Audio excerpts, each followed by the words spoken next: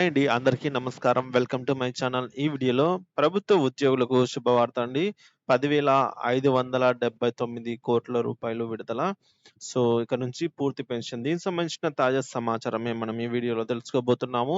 వీడియోని ఎక్కడే గాని స్కిప్ చేయకుండా చివరిదాకా చూసినట్లయితే ఇన్ఫర్మేషన్ పూర్తిగా అర్థమవుతుంది. వీడియో చూస్తున్న ప్రతి ఒక్కరు వీడియోకి ఒక లైక్ కొట్టండి. అలాగే ఈ వీడియోని తోటి పెన్షనర్స్, ఉద్యోగులతో అయితే షేర్ చేయడానికి ప్రయత్నం చేయండి. కొత్తగా మన ఛానెల్ చూస్తూ సబ్స్క్రైబ్ చేసుకున్నట్లయితే దయచేసి మన ఛానెల్ అయితే సబ్స్క్రైబ్ చేసుకోండి. దీని ద్వారా నేను చేసే లేటెస్ట్ వీడియోస్ అన్నీ మీ వరకు రీచ్ అవుతాయి. ఇక మనం ఆలస్యం చేయకుండా వీడియోలోకైతే వెళ్ళిపోదాము. ఫ్రెండ్స్, ఇక విషయానికొచ్చినట్లయితే కేంద్ర ప్రభుత్వం ఉద్యోగులకు శుభవార్త చెప్పిందండి.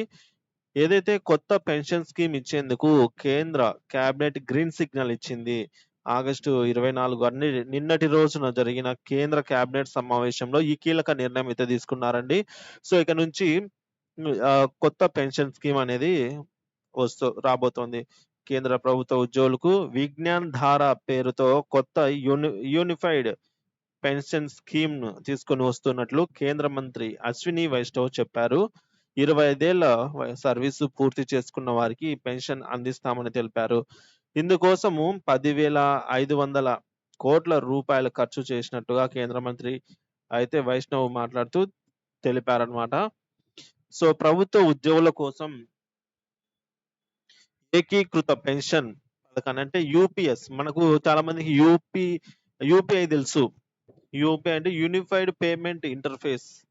ఇక్కడ యూనిఫైడ్ పెన్షన్ స్కీమ్ అనేది మనకి క్యాబినెట్ అయితే ఆమోదం తెలిపింది. ఇంట్రొడ్యూస్ చేశారు. మొత్తానికి 3 స్కీమ్‌లకు క్యాబినెట్ అయితే ఆమోదం ఇచ్చింది. ఇందులో మొదటిది 50% పెన్షన్ భరోసా పథకం. అంటే మనము లాస్ట్ బేసిక్ పేలో 50% గ్యారంటీ పెన్షన్ అన్నమాట.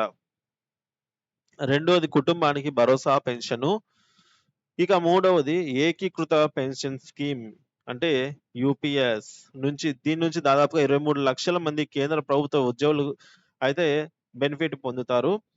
ఉద్యోగులకు ఈ విధంగా ఎన్‌పీఎస్, యూపీఎస్‌లు రెండిటిలో కలిపి ఎంపిక చేసుకునే అవకాశం ఉందని కేంద్ర మంత్రి అశ్విని వైష్ణవ్ అయితే ఈ మేరకు తెలియజేశారు.